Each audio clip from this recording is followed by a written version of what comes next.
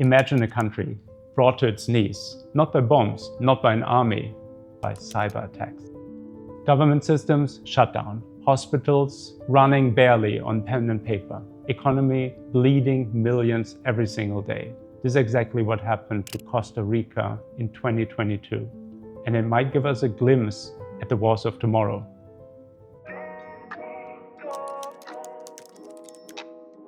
Hi, this is Carsten from Hacking Matters, where each week we look at best practices in cybersecurity. Today, we're going back to Costa Rica to 2022, when the country experienced not one, but two devastating ransomware attacks. And those changed how we think about national security and digital sovereignty ever since. Costa Rica, a nation so peaceful that it abolished its own armed forces in the 40s, found itself under digital siege. In April of 2022, the pro-Russian Conti gang unleashed ransomware against nearly 30 government institutions, including Costa Rica's Ministry of Finance. Conti claimed to have stolen about 1 terabyte of data from the ministry and demanded a $10 million ransom, which Costa Rica refused to pay. The newly elected president at the time refused to pay, calling the attacks an act of terrorism. To me anyway, that seemed the right moral choice, because we don't want to embolden criminals any further by funding their future endeavors. But the resulting impact to Costa Rica was immense. Critical tax, import-export systems were all shut down, causing an estimated $30 billion in losses. And that's every single day, 30 billion lost. The FBI a little later offered a $10 million reward for information leading to Conti's leader's arrest. Conti at the time was already the most damaging ransomware gang with over 1,000 victims, and that's before the Costa Rica incident. But shortly after that incident, Conti actually shut down, mostly as a result of infighting between Russian and Ukrainian gang members. The $10 million bounty probably also helped speed up the demise. But Costa Rica was not through with its troubles yet. The next month, May 2022, another ransomware gang intruded on the country. This one was called Hive, and they attacked the Social Security Fund. The fund had to shut down all its critical systems, including its collection systems and the National Health File Service. It really felt like a countrywide attack. Tens of thousands of medical appointments were canceled. Hospitals reverted back to pen and paper.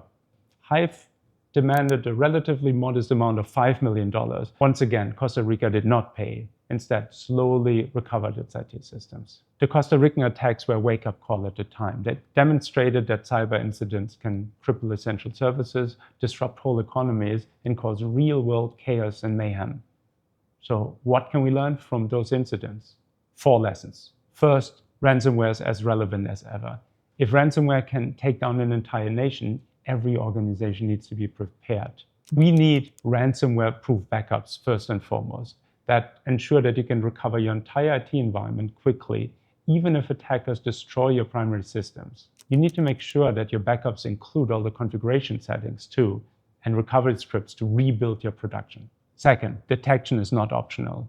The hackers had access to the systems in Costa Rica for weeks without being detected, and only then deployed the ransomware. So focus on prevention is not enough. You must expect the worst case and be prepared. You need robust detection capabilities, at the very least EDR, and perhaps deception, honeypots, honey tokens, at the very least to have some chance of detecting the criminals during those weeks. Third, we have to starve ransomware gangs. Costa Rica refused to pay even relatively small ransom amounts, and thereby, I think, demonstrated true moral leadership.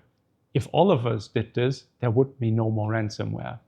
Now, your mileage might vary and there's specific cases, but if by and large we stop paying, the problem shrinks. Fourth, collaboration is key. Costa Rica relied on international assistance. No entity can fight these major threats alone. This extends to the cybersecurity community, us, where we drive continuous improvement in practices like vulnerability management and identity management, and continuously learn from one another. The hacks on Costa Rica show us that cybersecurity is very real. It impacts our real life systems that we rely on for ourselves, for our societies, and for our international community. If this deep dive opened your eyes to the stakes of modern cybersecurity, show it with a like and subscribe. And if you can think of another incident that you would like us to break down, comment below. Thank you, and until next time, Happy hacking.